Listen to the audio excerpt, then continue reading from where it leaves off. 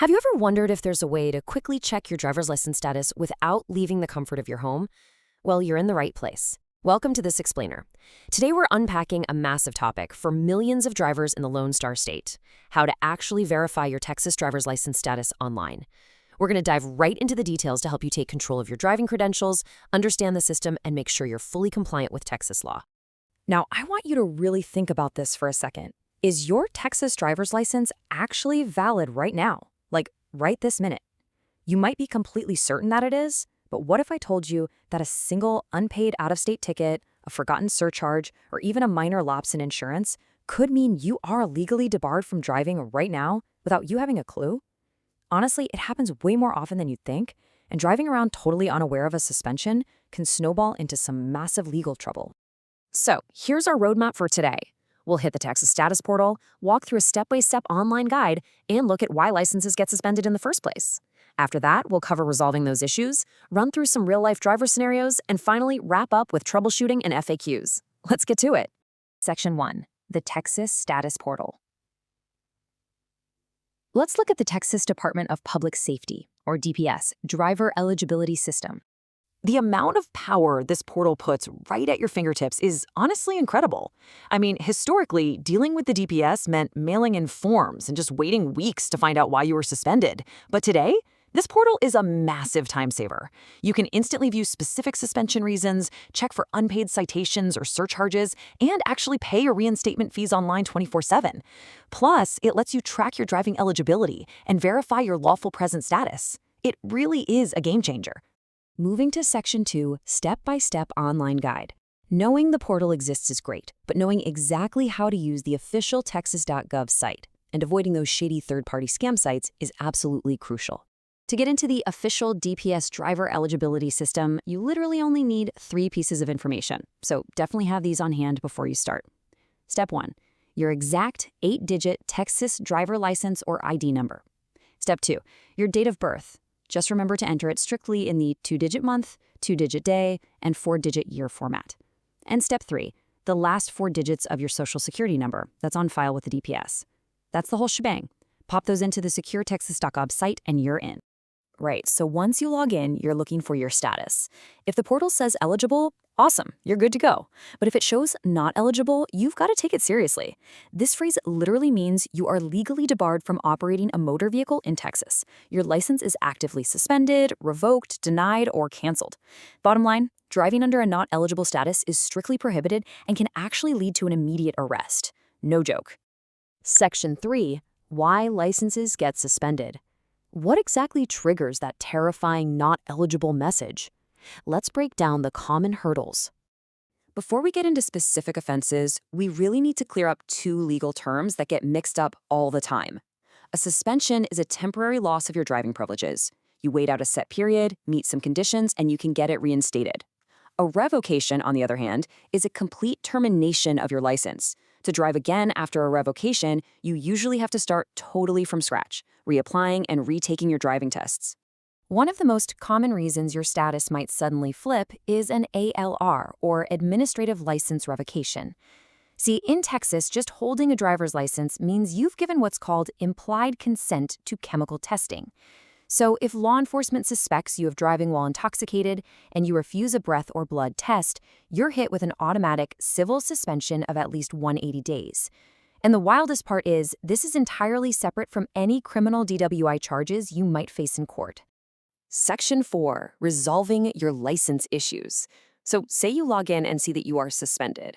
How do you fix it and legally get back behind the wheel? Well, reinstatement almost always takes more than just paying a quick fee. Different offenses carry vastly different requirements. For a DWI, you're looking at a $100 reinstatement fee, a mandatory alcohol education program, and filing a specific insurance form. Involved in a crash without insurance, you've got to resolve the civil injury or property claims first, pay the fees, and file that same insurance form. And for unpaid citations, you actually need direct clearance from the specific court that issued the ticket before DPS will even let you pay your reinstatement fee. Let's demystify a term you're going to see a lot: SR22.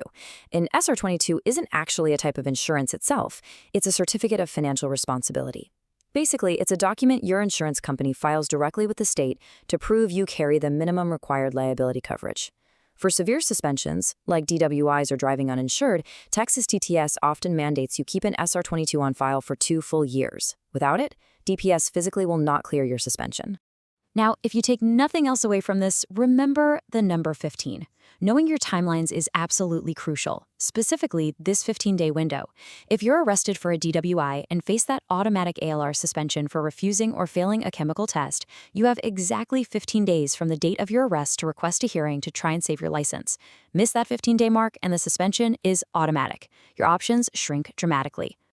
Let's jump to Section 5, Real-Life Driver Scenarios.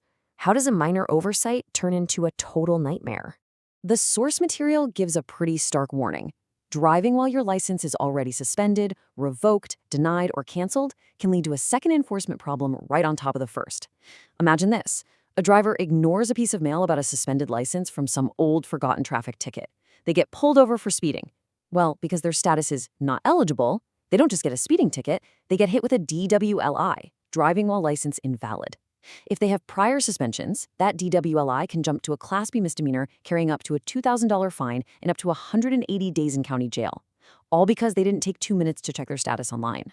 A massive culprit in these situations is Omnibase. This is the Texas Failure to Appear, or FTA, database. If you get a ticket in some small Texas county and just forget to pay it, that local court reports you to Omnibase. Once you're in there, DPS slaps an administrative hold on your record. And here's the really frustrating part. The DPS portal can't fix this for you. You have to physically contact that specific traffic court, resolve the ticket, pay their fees, and then wait for the court to tell Omnibase to lift the hold. Only after all that can DPS renew or clear your license. It's a whole process. All right, Section 6, Troubleshooting and FAQs. Sometimes you do everything right, but the tech or the bureaucracy just trips you up. Let's look at how to handle that. Let's quickly run through some common portal frustrations so you know you're not going crazy. First, if you pay a fee on the portal, you are locked out from making another payment for 72 hours. That's a security feature, not a glitch, so don't panic. Second, if your lawful presence needs verification through the federal SAVE program, heads up, that can delay your license issuance for up to 30 days. Third, if you actually have to mail in a physical compliance document, you've got to give DPS at least 21 business days to process it. And finally, if you call the Texas.gov help desk, just know they can only help with payment portal errors. They literally can't access your driving record or tell you why you're suspended. Another huge FAQ is about ordering a full driving record, specifically a Type 3A record, which is what you need if a court orders you to take defensive driving. To order this online, you need your audit number. This is a unique 20-digit number hiding at the bottom of your physical license or ID card. What's absolutely vital to remember here is that this number changes every single time a new card is issued to prevent fraud, so you have to use your most recently issued card to get the correct audit number. What if you need more help? Look, if you're dealing with a complex, multi-jurisdictional suspension or your status just isn't updating after you've submitted everything, the automated portal might not cut it. In those cases, you need to contact official DPS driver license customer service. You can do this electronically via the DPS website or call them at 512-424-2600. Pro tip from the sources, call early in the morning, right around 7 a.m., for your best shot at actually getting through quickly. So what does this all mean for you? Are you ready to take control of your driving record today? We've covered a ton of ground here. From navigating the Texas.gov portal and decoding that scary, not eligible status, to understanding SR22s and the Omnibase system. Checking your status gives you incredible peace of mind and keeps you safely in the driver's seat of your life. You've got the tools now, so please, don't wait until you see flashing red and blue lights in your rearview mirror to find out where you stand. And just a quick note before we go, this explainer is for informational purposes only, based on our source material, and isn't a substitute for professional legal advice. Laws and portals update, so always check the official Texas DPS website for the most accurate, personalized info about your driving eligibility. And if you're facing serious charges like a DWI, definitely consult a licensed attorney. Thanks so much for joining me on this explainer. Stay safe out there and happy driving.